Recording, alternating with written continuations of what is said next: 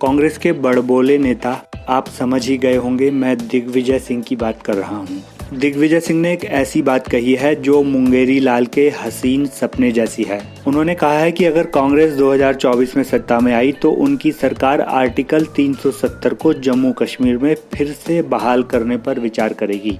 पहले आप सुन लीजिए उन्होंने कहा क्या। Democracy was not there in Kashmir when they revoked Article 370. Insaniyat was not there because they put everyone behind bars.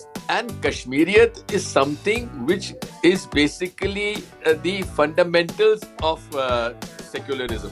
Because in a Muslim majority state, there was a Hindu Raja, and both worked together. In fact, the reservation in Kashmir was given to the Kashmiri Pandits in government services. So therefore, the decision of revoking Article 370 and reducing the statehood of J&K is extremely, I would say, sad decision. And the Congress party would certainly have to have a relook on this issue. And the Congress party would certainly have to have a relook on this issue. And the Congress party would certainly have to have a relook on this issue. वैसे वर्तमान में Congress party की जो दयनीय स्थिति है उसे देखकर तो नहीं लग रहा कि निकट भविष्य में देश की जनता उसे कोई जिम्मेवारी सौंपने वाली है। लेकिन फिर भी देश स्वतंत्र है और दिग्विजय सिंह कुछ भी सोच और कह सकते हैं। वैसे अक्सर दिग्गी राजा विवादित बातों के लिए चर्चा में रहते हैं। अब विषय पर लौटते हैं। एक क्लब हाउस नाम की एप्लीकेशन है जो वॉइस चैट के लिए प्रयोग में लाई जाती है। दिग्विजय सिंह उस ऐप पर कुछ लोगों के साथ वॉइस चैट कर रहे थे। उस दौरान उन्होंने जम्मू कश्मीर में धारा 370 फिर से लागू करने पर विचार करने की बात कही। अब आप कहेंगे इसमें नया क्या है, कांग्रेस तो धारा 370 और कश्मीर समस्या की जनक रही है।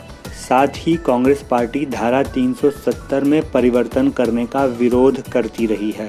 लेकिन गौर करने वाली बात यह है कि इस चैट के दौरान एक पाकिस्तानी रिपोर्टर शाहजेब भी जुड़े हुए थे। इस विषय में पाकिस्तानी एंगल जुड़ते ही बीजेपी ने इसे हाथों हाथ मुद्दा बना लिया। बीजेपी आईटी सेल के प्रमुख अमित मालवीय ने इस चैट का एक स्क्रीनशॉट ट्विटर पर शेयर किया और लिखा कि राहुल गांधी के खास दिग्विजय सिंह ने पाकिस्तानी पत्रकार से कहा कि यदि कांग्रेस सत्ता में आई तो धारा 370 पर विचार होगा।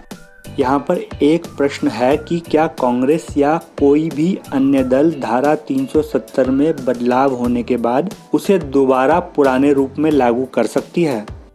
वैसे मैं आपको बता देता हूं कि संविधान में धारा 370 अभी भी लागू है, लेकिन अब उसमें यह परिवर्तन किया गया है कि भारत के संविधान के सभी प्रावधान जम्मू और कश्मीर राज्य में भी लागू होंगे। धारा 370 अमेंड करने से पहले संविधान जम्मू कश्मीर को विशेषाधिकार देता था और देश के अनेक कानून वहां लागू नहीं होते थे। यदि अब कांग्रेस धारा 370 में परिवर्तन करना चाहेगी तो उसे संविधान संशोधन करना पड़ेगा, क्योंकि वर्तमान में धारा 370 में लिखा गया है कि भारत के संविधान के सभी प्रावधान जम्मू कश्मीर में भी लागू होंगे। अब जम्मू कश्मीर भारत के किसी भी अन्य राज्य की तरह है और भारत के किसी भी राज्य को विशेषाधिकार देने के लिए संविधान में संशोधन करना पड़ता है।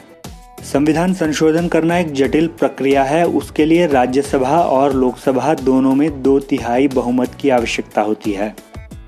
आप में से कितने लोग इस बात से सहमत हैं कि निकट भविष्य में कांग्रेस पार्टी को दोनों सदनों में 2/3 बहुमत मिलने वाला है? कानूनी पक्ष के अलावा इसका एक सामाजिक पक्ष भी है। भारत का जनमानस सामान्य तौर पर धारा 370 के पक्ष में नहीं रहा। जनता की उसी भावना को ध्यान में रखते हुए भाजपा ने जम्मू कश्मीर के विशेषाधिकार खत्म किए हैं। ऐसे में किसी भी पार्टी के लिए जन भावना के विरुद्ध जाना आत्मघात करने से कम नहीं होगा। चैनल को सब्सक्राइब कर लीजिए अभी, साथ ही बेल बटन भी दबा लीजिए ताकि आपको नई वीडियोस का नोटिफिकेशन मिलता रहे।